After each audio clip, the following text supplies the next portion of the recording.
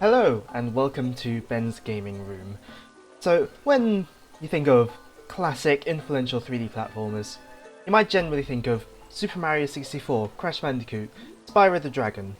But another game from the era that was critically acclaimed and just seen fondly in the eyes of many people is Rayman 2. You don't generally see Rayman 2 talked about much nowadays, especially since, at the moment, whenever Rayman is brought up, it's generally the newer Origins and Legends games.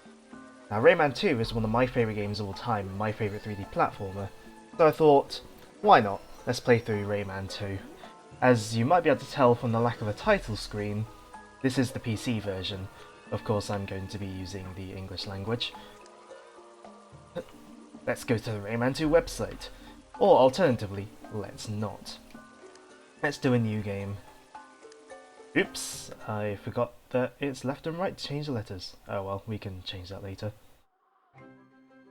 Here we go, Ubisoft presents, using their old logo since this game did come out in, I think, 1999? And of course, being a non-PS1, PS2 or Dreamcast version, we have no voice acting at all in the game. Well, not that the Dreamcast version has voice acting throughout the cutscenes, but the intro is voice acted on Dreamcast. The reason I'm playing the PC version is just that it's easier to record. It's also the version of the game I grew up with, so it's the version I'm most nostalgic for. Although, generally speaking, nowadays I would prefer to play the Dreamcast version. It just has a number of tweaks and changes that just make it the overall better version, unless you prefer the changes made to the PS2 remake. As we go through the game, I'll probably point out some areas where different versions of the games differ. Maybe not mentioning the PS1 and PS2 versions so much because they are radically different, but as you can tell from the text, the world here is in a bit of a dire situation with a whole invasion thing going on. And we get a bit of a blurry title graphic here. This is a late 90s PC game. So this is actually running from, technically installed with my original disc, but also with a patch made by someone in the Rayman community years ago. I don't even know if the patch still exists, but the files themselves I was able to copy from PC to PC to get it working on modern computers. And it's also using the N-Glide wrapper because, being a late 90s PC game, this could make use of 3DFX cards, which use the Glide API, rather than the more standard DirectX that modern games use. Well, a lot of modern games. Although this does have the option for DirectX, it runs a little better under Glide. So anyone familiar with the modern Rayman games, they'll recognise Glowbox there, and of course Rayman. Obviously looking a little bit different from their modern incarnations. Obviously this was during the earlier days of the series. But yeah, dire situations. Both Rayman and Glowbox are imprisoned by these robo-pirate enemies. And Rayman hasn't got any of his trademark powers. He's not feeling too good. Of course, Glowbox being here, it is all part of the plan. Sent by Lee the Fairy to deliver a silver lump to Rayman in order to get his powers back, or at least some of them. Now I can shoot with my fist again, although I will bring up a point of contention with again being that Rayman could never shoot with his fist in previous games, or the previous game.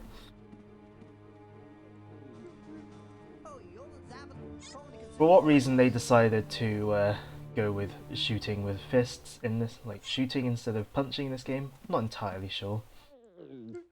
But I would wager it's just because of using, or being an earlier 3D platformer. Now, being the PC version, this game can be controlled with just the keyboard, which does kind of only give you 8 directions to move in, but it's still fairly smooth.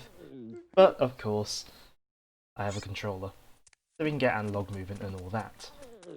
Let's just get ahead with the game, use our magic fist like Glowbox is suggesting, break open that little thing there, and go down here.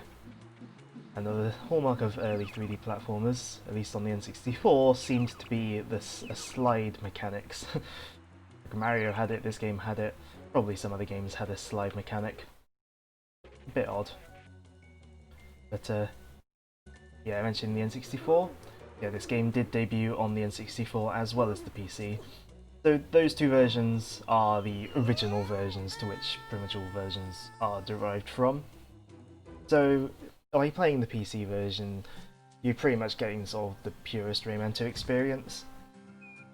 There aren't really many differences between N64 and PC other than graphics and sound quality. PC is kind of like a middle ground in a way, graphics-wise, between the N64 and Dreamcast versions. The Dreamcast version is generally similar or the same to the PC version, but just with added extra like effects and sort of level stuff. Here we are in our first level. Nice sort of clean place, but we're interrupted by tutorials. This here is Murphy. Again, a recognisable face if you've played Rayman Legends.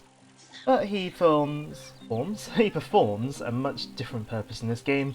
He's the tutorial guy. And you can tell this is the PC version because it gives us keyboard prompts. So this is the Stone of Thought. A to jump, space to shoot. Or in the case of an Xbox One controller, B is jump and A is shoot because this game wasn't designed with modern controllers in mind. So, we can have a little explore around. Obviously this is a 3D platformer. However, unlike, say, other 3D platformers of the day like Mario 64 or Banjo-Kazooie, which I failed to mention in my earlier opening rant, you know, this is much less of an exploration platformer and more linear in style. Under the waterfall for no reason. On the Dreamcast version you can enter a cheat code of some sort here, which I believe is carried over to the 3DS version. But let's just get on with the level, follow the river down. And another Rayman series staple, cages. Appearing in every single main series Rayman game. Obviously in this game, they're set up by the Robo-Pirates. And they'll usually give you the main reward in the game, a yellow lum. This is the main collectible of the game. As you can see, we've got 5 in this level. But as the intros did state, there are 1,000 overall in the game. You can point the camera with Control, Q, O, End, and W. See, Control is what's used for the strafing mechanic, which we'll get into later in the next level. And Q and O, I believe, are the, well maybe not Q and O. Q and W are used for moving the camera left and right, replicated by the X and Y buttons on the Xbox controller. I think O doesn't do any... Oh, wait, that's 0 on the number pad, isn't it? 0 on the number pad is your first person control, replicated by pressing both the left and right camera control buttons on the controller. End is simply the bring the camera behind you button, I believe. Yes. And, yeah. I don't think... No, End is not really replicated on the controller, but it didn't really need it considering that considering the strafe kind of does the same thing. So, continue onwards. Yellow lums are very important. If you want to know why, press J. J, I believe, yeah, just brings up the HUD. Disappear.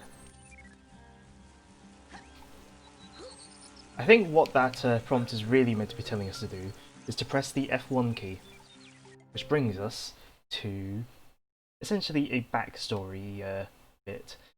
I won't read it out, but this area, well, this menu is basically just the where some of the backstory and lore is.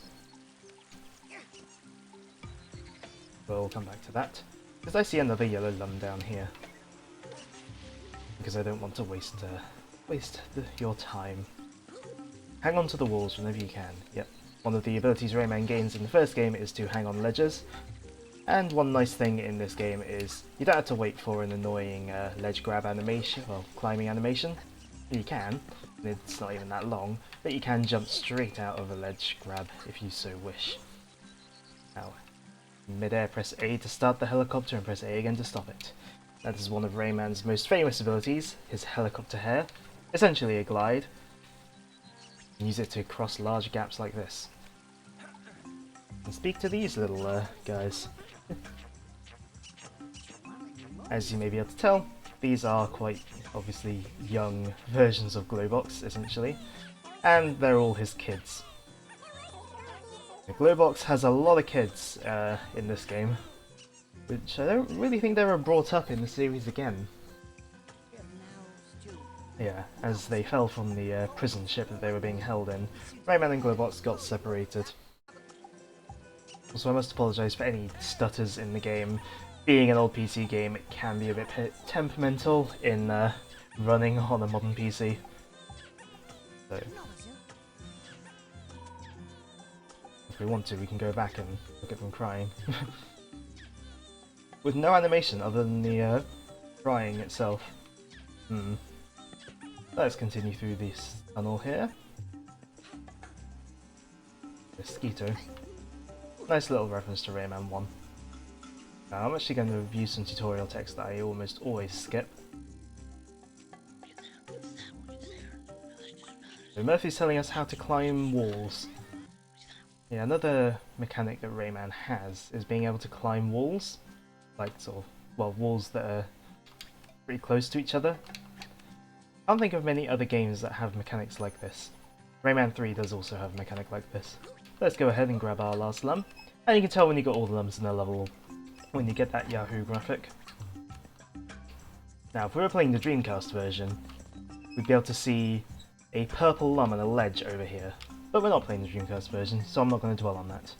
Instead, we'll get our first cage. Well, first, our second cage even. I can count.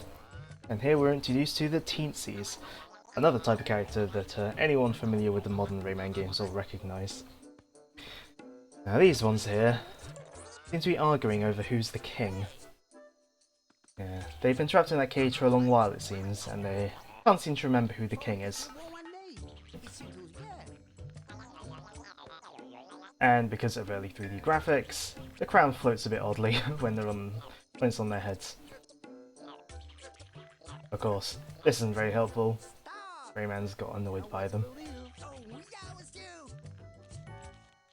And actually, to bring up Banjo-Kazooie again, as you may be able to hear, the characters have a sort of gibberish with the voice lines. PS1 and PS2 versions do have English and other language options, but I do prefer the gibberish in the original versions of the game. But of course, the pirates have also taken Lee the Fairy. They've taken pretty much everyone, almost everyone in the game. Well, almost all of Rayman's friends, I should say. But here we get introduced to the Hall of Doors, which is a mystical sort of, well, hall of doors that goes between worlds. Basically, it's a world map. Now, if we didn't get all 5 lums in this level, we'd be chucked back into the level and have to go back for whatever lums we missed. I would assume generally that first time players probably miss the one under the waterfall, because it's not directly on the path, but I've played this game so many times. But let's go onwards to the Hall of Doors.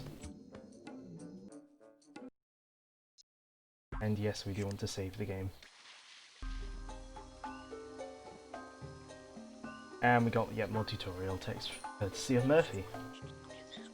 We enter many new worlds. Now when it says place the lum on a level of your choice, it literally just means to go between levels. It's quite a simple world map, but very aesthetically pleasing. Now we're actually going to leave it here for this video, as the next level is quite a long one for its placement in the game. So join me next time as we go and rescue Lee the Fairy in the Fairy Glade. If you made it all the way through this video, thank you so much for watching. If you want to see more of this series or any other videos I make in the future, please consider subscribing, and if you did like the video, then obviously there's that like button if you want to, or even sharing it with your friends. My friends also make videos, I'll link to one of theirs in this end card if you want to check them out.